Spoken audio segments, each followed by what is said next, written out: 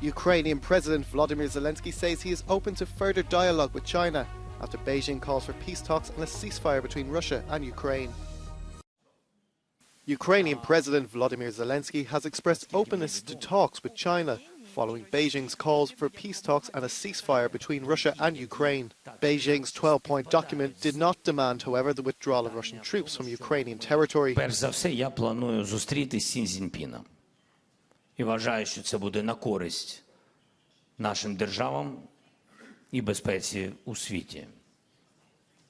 Наскільки мені відомо, Китай поважає територіальну цілісність, історично поважає територіальну цілісність, а значить повинен зробити все, щоб Російська Федерація вийшла з нашої території, бо в цьому і є повага суверенітету і територіальної цілісності. Concerning the threat of nuclear warfare, China stated at the United Nations that major countries bear a special and important responsibility in preventing a potential nuclear crisis. Members of the G7 reaffirmed their commitment to Ukraine and the war of aggression it is fighting. All countries pledged to continue supporting Kyiv financially and with arms, while continuing on the path of sanctions against Moscow. The German Chancellor Olaf Scholz has said he will provide additional Leopard tanks. Leider sehe ich auch nach einem Jahr Krieg und Blutvergießen keinerlei Bemühen Russlands, diesen verbrecherischen Krieg zu beenden. Im Gegenteil. Putin setzt weiter auf unverantwortliches nukleares Gebaren und stellt jetzt auch noch den letzten Abrüstungsvertrag zu strategischen Kernwaffen, den New START-Vertrag mit den USA, in Frage. For his part, the US President Joe Biden has sought to cool tensions with China, saying that there is no evidence that Beijing is providing weapons to Russia. Beijing has already denied it is providing or planning to supply the Russian army with weapons.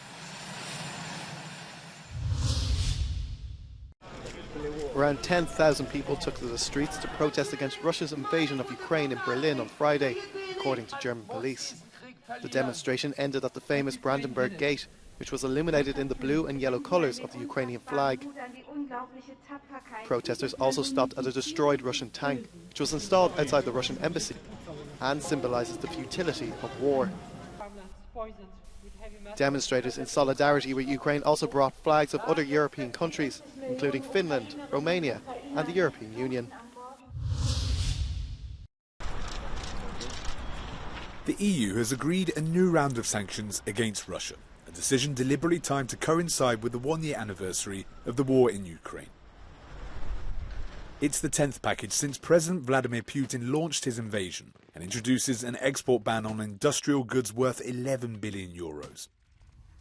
The list includes electronic components, jet engines and antennas which Moscow will struggle to replace.